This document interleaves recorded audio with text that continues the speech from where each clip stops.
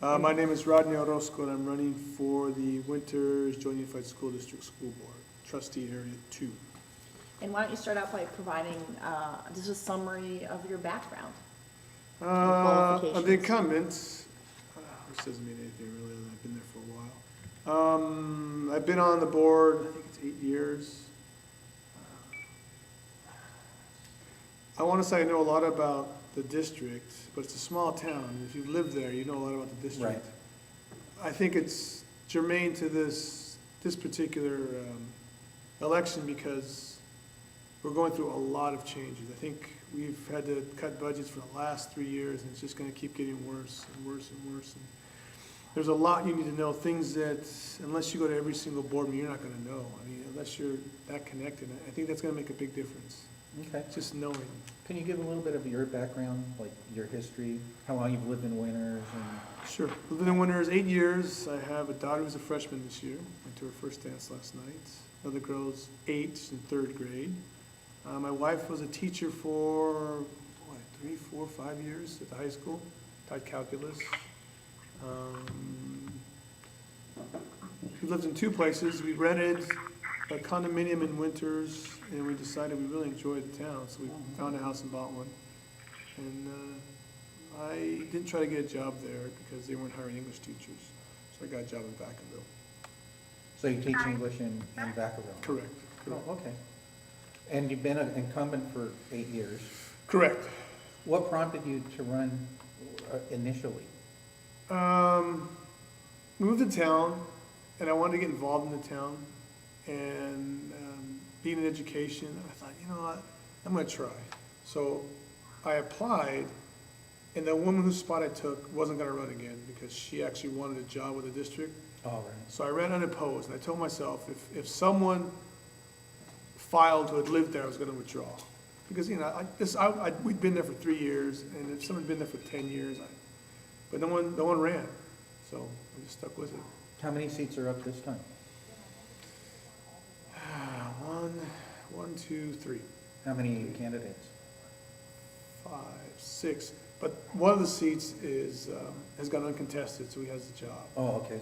So it's a district? Correct, It's correct, close at large. correct, yeah. So, and then there's 3 running for my seats, and there's 4, 5 running for the 2 seats out of area 3, I think. Oh, okay.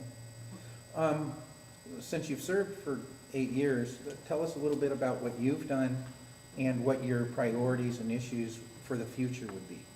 You know, the best thing I've done is listen. And I've discovered, you know, I'd never been in politics or voted for any office, even as a kid in school, never, when I ran for school board. I realized that what people really, really want is they want to know you're listening. You don't have to agree with them. They want to be heard. They want to know that, hey, I don't like this or I like this, and they want to know that you'll listen and not dismiss them. And especially in a small town, especially what's going on now, they want to listen. And I tell them, I may agree, I may disagree, I'm going to listen to you. And I want you to know that by me listening, you've changed me a bit. That now my perspective is broader. Now I know another side I may not have known before. And I just discovered that if you listen, people are going to appreciate that. It'll go a long way as far as helping them. One of the issues, you know, with K through 12 education is in crisis with the national recession, state recession. What happens often now is that there is an either-or choice of programs and services versus the amount of teachers, teacher Right. salaries, and things of Right. that nature. Talk about that a little bit and what your view of that I is. disagree. I don't think it's in crisis. I'll tell you why. Because a dollar bill does not educate the kids in my classroom. I educate the kids in my classroom. You can give me slate and I can do it outside. It doesn't matter. And I think that's the problem. That people outside, and people inside education think, oh, we need more money. We don't need money. We need dedicated teachers and support. I need to know that when I call a parent, hey, your kid is struggling, that parent's going to say, thank you very much. I need to see every single seat in my classroom full at back to school night. I don't. All I see is the A+ kid. I say, you know what? I don't need to see you, man. Thank you for having a wonderful student. I need to see the kid that sits at that desk. I need to see that D+ kid who I know can get an A if someone looks out after him besides me. And I think our perception of education being in crisis is money, and I think that's a problem. It's participation, it's input, it's parental concern.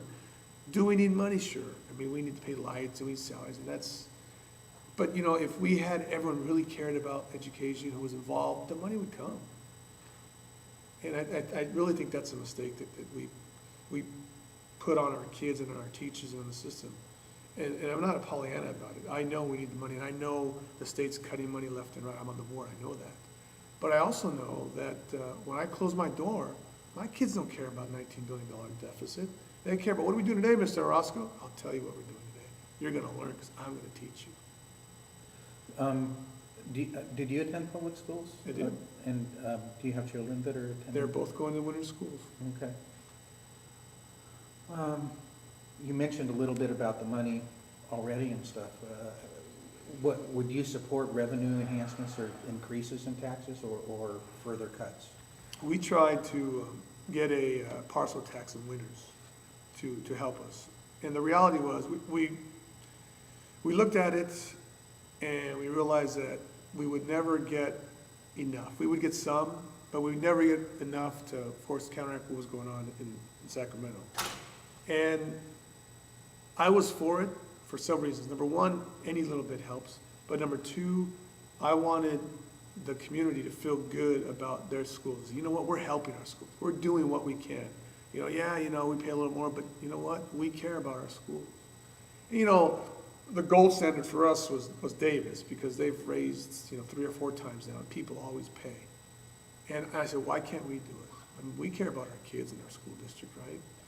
And I was hoping that, you know, we would work hard and it would pass, and the people could feel good about us. Yeah, we support our schools, and it could generate more excitement and more concern and more pride. So that's a long question. So yes, I have supported it, and I think it's, for that reason, it's something that we need to look at.